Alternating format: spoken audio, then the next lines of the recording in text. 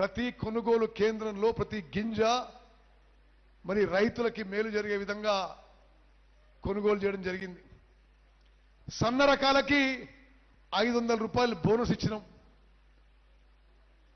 అదేవిధంగా ఇప్పుడు యాసంగి పంటకి కొనుగోలు విషయంలో కూడా అన్ని విధాల జాగ్రత్తలు తీసుకోవాలి, అప్రమత్తంగా ఉండాలి.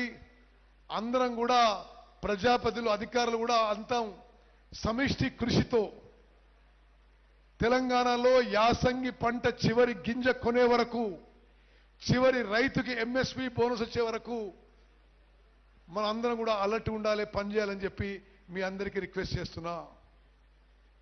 అదేవిధంగా భారతదేశంలోనే ఒక విప్లవాత్మక మార్పు, ఒక చారిత్రాత్మక మార్పు గౌరవ ముఖ్యమంత్రి రేవంత్ రెడ్డి గారు, ఉప ముఖ్యమంత్రి భట్టి గారు కేబినెట్ నిర్ణయం మేరకు భారతదేశంలో ఎక్కడ లేని విధంగా మొదటిసారి తెలంగాణలో 80 నుంచి 84% జనాభాకి ఉచితంగా ఫ్రీగా ప్రతి మనిషికి 6 కిలోల మంచి క్వాలిటీ సన్న బియ్యం ఇస్తుంది. ఇది దేశ చరిత్రలోనే మొదటిసారి చెప్పి నేను మనం చేస్తున్నా.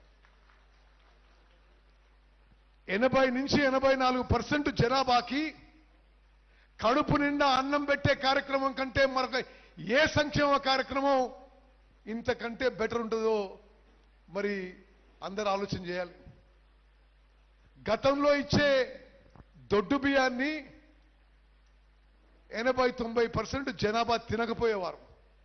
అది రీసైక్లింగ్కి, పోల్ట్రీ ఫామ్లకి, బీర్ కంపెనీలకి, అక్రమ వ్యాపారాలకి దోహదపడి తప్పితే జనానికి తినడానికి ఉపయోగపడలే.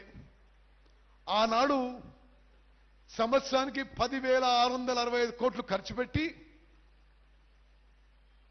24 లక్షల మెట్రిక్ టన్ల దొడ్డు బియ్యం సప్లై చేస్తే ఎక్కువ శాతం మరి ఇల్లీగల్ వ్యాపారానికే పోయింది. ఇప్పుడు మనం 3,10,00,000 మంది జనాభాకి ప్రతి మనిషికి 6 కిలోలు ఉచితంగా సన్నబియ్యం ఇస్తూ మన ప్రభుత్వం ఆ స్కీమ్ మీద 13,000 కోట్లు ఖర్చు పెడుతుందని చెప్పి నేను మనం చేస్తున్నా. ఈ రేషన్ వ్యవస్థలో మరి ఇంకేమన్నా మనం మెరుగుపరిచే విధంగా ఉంటే మీ సూచనలు సలహాలు ఏమైనా సద్విమర్శలు ఉంటే చెప్పండి.